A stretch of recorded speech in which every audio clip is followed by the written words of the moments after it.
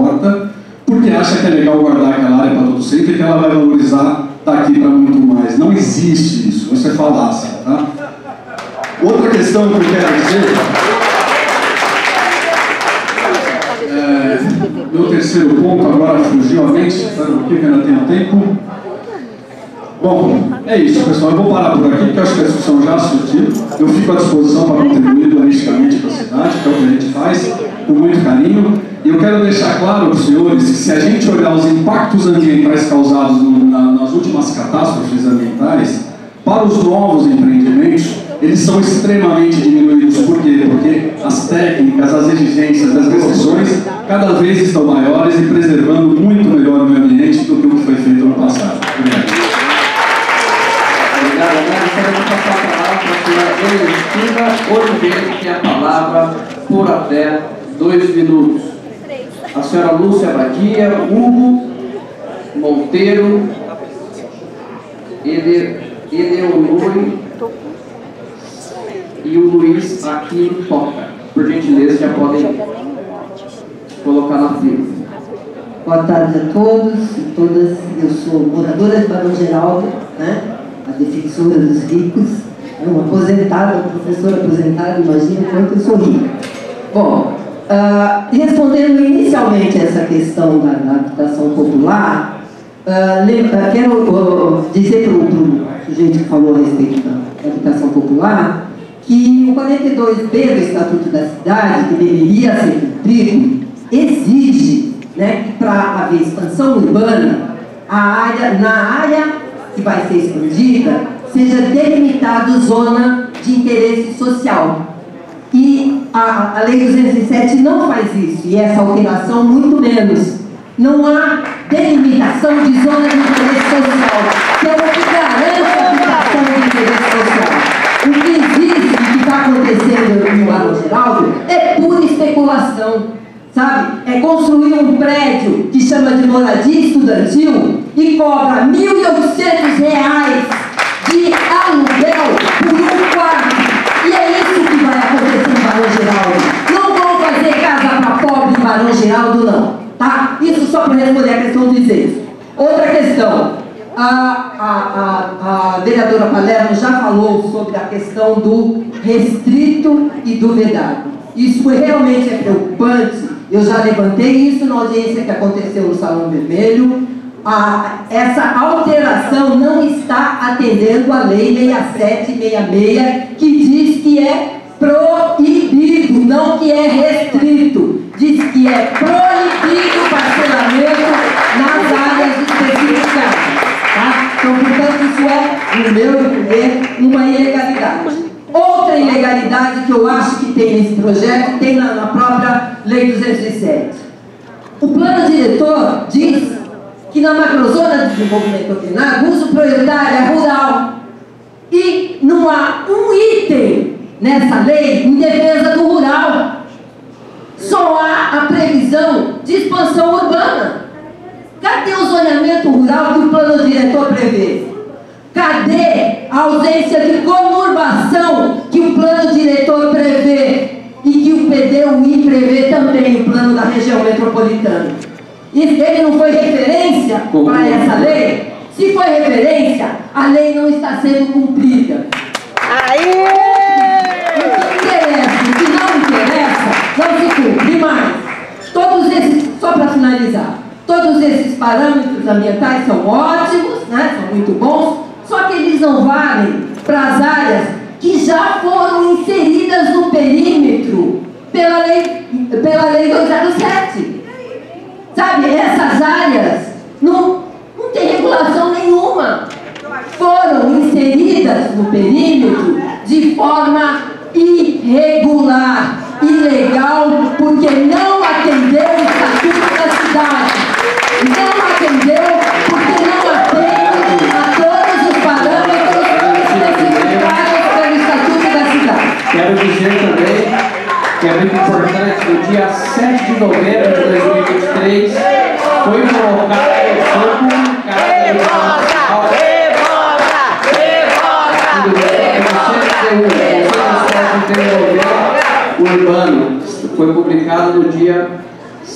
que foi um questionamento feito pelo vereador Cecílio Santos, e foi publicado isso no Diário Oficial. Gostaria de passar a palavra para a Lúcia Abadia. Olá, boa tarde a todos. Um prazer estar aqui com vocês, novos vereadores e vereadoras e a população. E assim, o que me assusta muito é depois de 5 anos dessa lei aprovada, depois de 5 audiências aqui nessa casa, com casa lotada, e várias audiências, né, promovidas pela prefeitura, ao qual o senhor excelentíssimo secretário Rogério Menezes era o secretário, viemos aqui novamente discutir. Achei que eu não precisaria mais estar numa audiência pública para discutir uma lei que já tinha sido aprovada, discutida, foi levada ao Ministério Público, foi para São Paulo, foi dada pedido de inconstitucionalidade que foi negado, porque provou por todos os itens que era constitucional. E a questão não foi bem assim, não. Dos novos regramentos, áreas permeáveis, eu acredito o seguinte, que em torno das APAs não está nem sendo discutida, a APA não está sendo discutida nessa lei. Na APA não vai ter 1 metro quadrado nesse momento sendo discutido. Estou certa, senhores secretários? O que nós estamos discutindo aqui é a expansão urbana, que a pessoa pode levar a sua área ou não para a expansão urbana. Ela tem o seu direito da escolha. E quando se leva para a expansão urbana, é porque essa área já perdeu totalmente a sua vocação de ser uma área rural. Por eles motivos que já foram apresentados aqui durante o plano diretor. 5 audiências. Era obrigatório da Câmara à época 2 audiências. Na época o presidente era o senhor Rafa Vivaldi e ele colocou 5 audiências, a qual todas estavam com a casa lotada. Eu estava aqui. Então essa questão de não ter participação popular é balela. Teve e muito. E a discussão que me traz aqui é o seguinte, eu sou de empreendimentos imobiliários e quando eu escuto umas pessoas falar que especulação imobiliária, eu gostaria de saber se vocês moram em sítio, se vocês moram numa casa.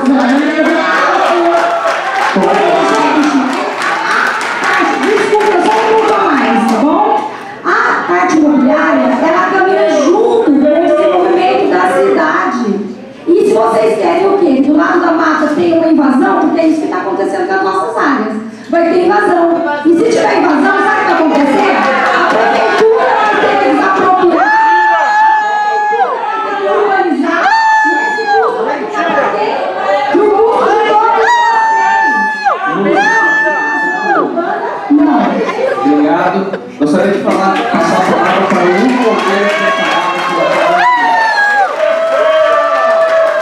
Quero também ressaltar que o último que está inscrito é o senhor Luiz Aquino, depois eu tenho que passar aqui a fala para outros vereadores também.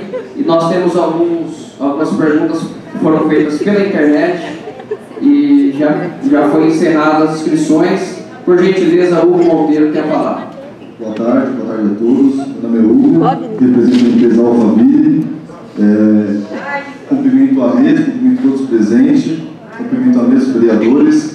Bom, gostaria de destacar a importância dessa legislação ser aprovada. Como vários já disse aqui anteriormente, a falta de regulamentação, ela amplia loteamentos irregulares, ela amplia essas ocupações irregulares que acabam causando problemas ambientais, como já foi destacado aqui, inclusive pelo pessoal que é contra a própria lei. Bom, agora atendo apenas a uma questão técnica. Em relação à minuta apresentada, queria acrescentar no parágrafo 10 do artigo 12A, o qual discorre sobre a obrigatoriedade do viário de contorno no ELUP. Nos LACs, os sistemas de lazer dentro dos LACs, isso seria um problema, porque teria mais viário desnecessariamente.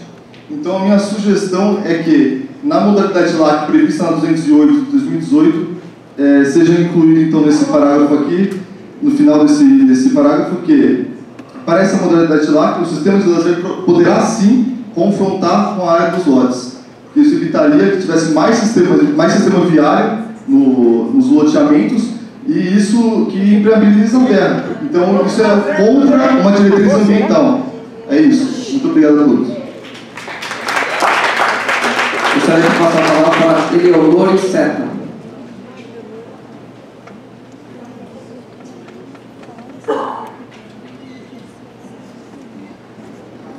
Boa tarde a todos, à mesa, aos presentes. Eu sou Eleonora Vicentes, eu sou professora na Universidade de Campinas de Biologia e trabalho com zoologia de vertebrados.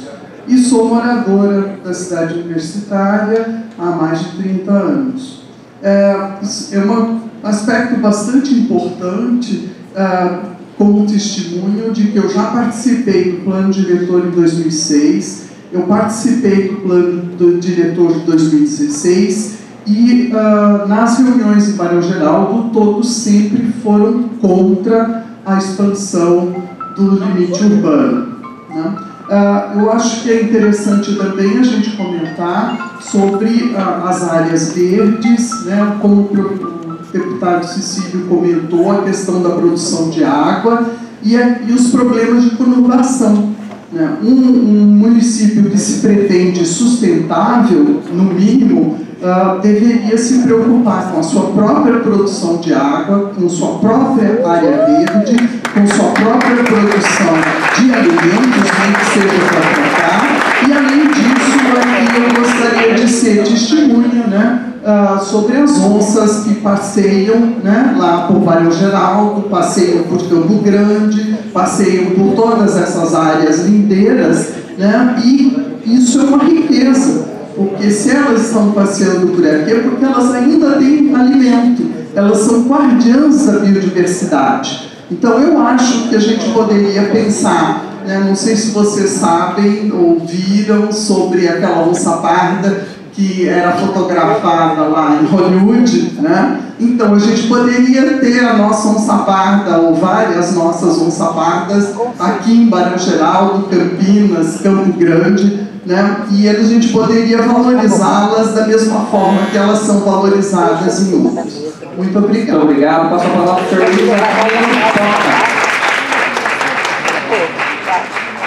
Luiz Aquino.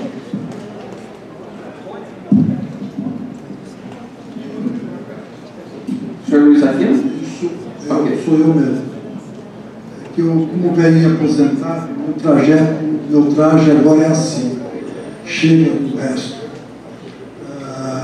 Mas eu vim aqui para dar um testemunho da história viva sobre o urbanismo na cidade. Em 1989, quando o Toninho foi vice-prefeito, nós tivemos que implementar uma lei do Gilberto Pascoal sobre o planejamento e zoneamento da cidade, da qual fez a contenção, por exemplo, do Cambuí e criou o paliteiro do Mansões Santo Antônio.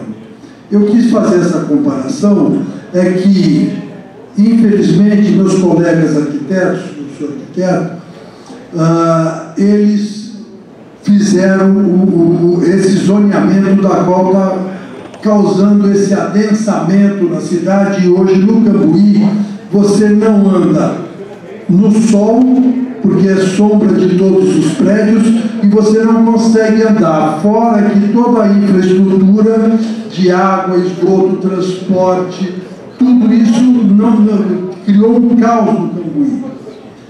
A outra questão é que, se não tivesse aquilo, nós tivemos que gerenciar isso naquela época. Em 2001, o Toninho faz a aprovação da APA, da qual nós conseguimos ter um pouco de pulmão verde em Campinas. Agora nós estamos na mesma solução, no mesmo jeito de que estamos com o Cambuí adensado, querendo aumentar uma zona de expansão urbana, da qual não ajudamos nem conta da própria zona que nós temos hoje. E a outra coisa, a Marilena levanta, eu sou conselheiro hoje, eu sou conselheiro do Condepac, porque eu sou conselheiro do Conselho de Cultura, e nós estamos nos deparando que, se não fosse o pedido de tombamento das matas de Campinas, que são 147 matas definidas, 197. E agora, por um mapa de uma escala de 1 para 50 mil, na época, hoje, nós estamos vendo lá, já passamos por 8 processos de olhar cada mata daquela e percebemos só que aquelas matas aumentaram em pelo menos 30% a 40% quando a gente vai medir hoje. E não há essa ponte da Secretaria do Verde com o CODEPAC para que possa garantir pelo menos as matas que estão tomadas. Eu não estou nem falando do resto. Muito obrigado. Para o vereador Rossini. Quem sabe nada. A secretaria não se conversa, é uma zona. Microfone.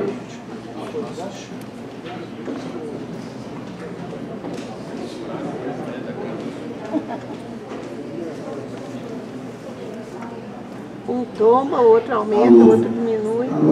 Bem, boa tarde, cumprimentar o Felipe Marques, que está presidindo essa reunião, os secretários Marcelo Coutinho, Rogério Menezes, doutor Rafael, que é presidente da Secretaria de Justiça, cumprimentar todos que participaram e ficaram até aqui nessa audiência pública, os vereadores presentes. E rapidamente, apenas para dar uma explicação, até em função de alguns questionamentos levantados. Esse projeto de lei está seguindo rigorosamente a legislação, o rito de tramitação que determina a legislação. Assim que chegou a casa, o projeto de lei ficou publicado por 30 dias para receber sugestões, propostas, algumas foram encaminhadas ao longo desse período. E a audiência pública também foi marcada seguindo o que determina, inclusive, que é o parecer da Procuradoria, dizendo que essa audiência pública está dentro daquilo que determina o regimento e a legislação. Ela aconteceu neste horário por uma razão. A quantidade de eventos já programados nesse plenário, não temos mais disponibilidade de tempo. Deixava para o ano que vem. Fazer, assim, foi uma dificuldade de encontrar um momento para isso. Mas o que eu acho que, independentemente disso, a presença de todos aqui e as discussões que eu ouvi atentamente, que demonstram e apresentam as diferentes opiniões, visões sobre o tema, mostra que a audiência pública está cumprindo o seu papel, né? Que é permitir que as pessoas possam conhecer a partir do que foi trazido pelo governo e apresentar suas diferentes opiniões a respeito do que está sendo discutido, depois caberá aos vereadores, de acordo com cada um com a sua convicção, tomar a sua posição. Eu quero cumprimentar todos que participaram dessa audiência pública. Obrigado. Obrigado, vereador Rossini. Também chegou às minhas mãos 4 perguntas que veio através do e-mail do portal da Câmara Municipal de Campinas. Eu quero ler as três perguntas das 4, por conta do nosso tempo, que está se aproximando ao final.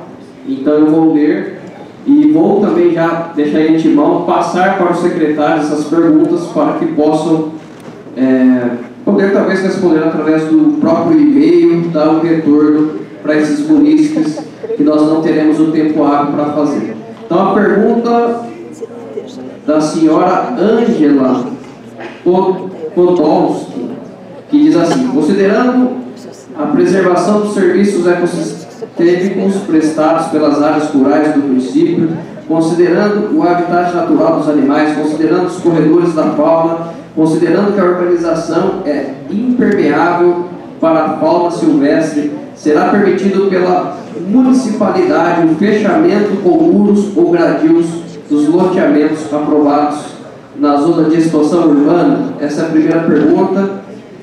Essa daqui eu passo para qual secretário? Passei para o secretário, que estará dando retorno através do e-mail.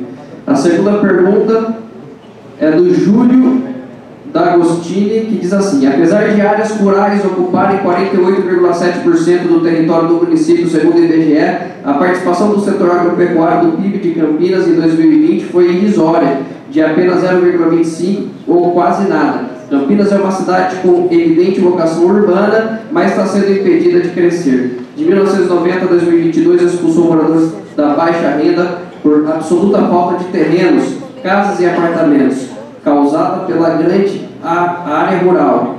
Nesse período, a população de Campinas cresceu só 34%, enquanto Indaiatuba 177%, Hortolândia 178%, Jaguariúna 168% e Paulínia 205%.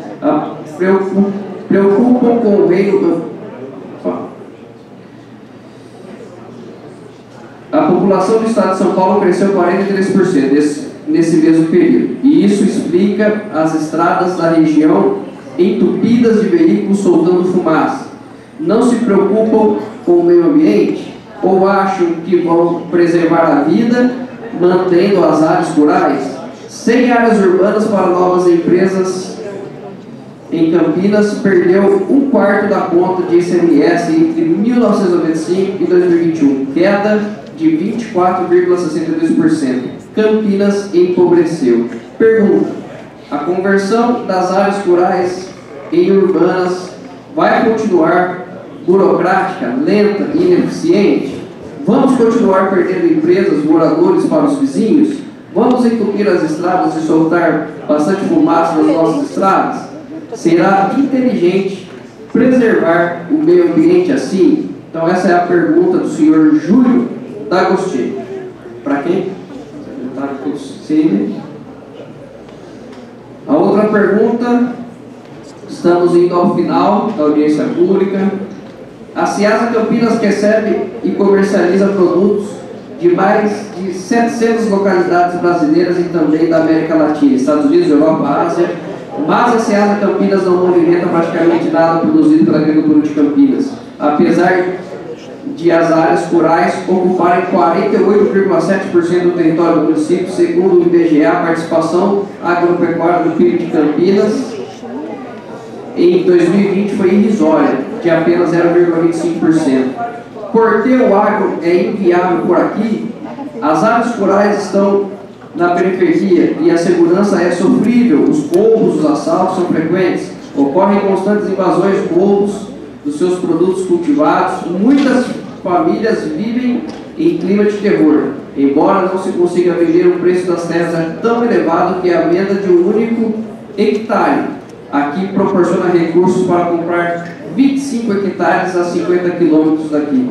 Falta de mão de obra rural, enquanto o encontro tem um preço proibitivo. Se a agricultura praticada for a tradicional, é impossível utilizar defensivos agrícolas, os chamados venenos, para controle de pragas, e também difícil utilizar grandes máquinas para a colheita pelo reduzido tamanho das áreas elevadas do barulho que geram incomodidade aos vizinhos. Se a agricultura for orgânica, a poluição urbana compromete o regimento cultural.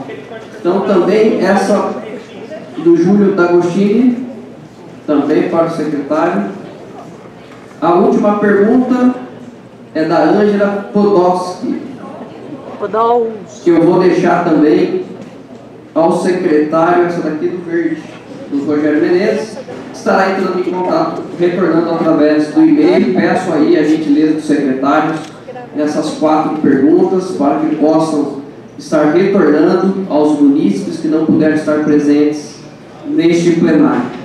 Sendo assim, agradeço mais uma vez a presente audiência pública para a 28ª reunião, agradecendo os secretários presentes, Marcelo Colucini, Rogério Menezes, Dr. Rafael, representando Peter Panuto. Agradeço todos que trabalharam, todos os funcionários da TV Câmara, toda a parte do cerimonial, agradecendo o presidente da Câmara mais uma vez, Cossini, pela sensibilidade de poder estar discutindo projetos tão importantes, essa audiência pública é tão relevante para toda a população. Aos vereadores que ficaram aqui, vereadora Débora, vereador Igor Diego, vereador Paulo Gaspar, que estão presentes neste final de audiência pública, o meu muito obrigado a todos, que Deus abençoe, muito obrigado a todos pela compreensão, por esse amplo debate e muito debate! Obrigado, Deus abençoe a todos. Ninguém me respondeu, que debate?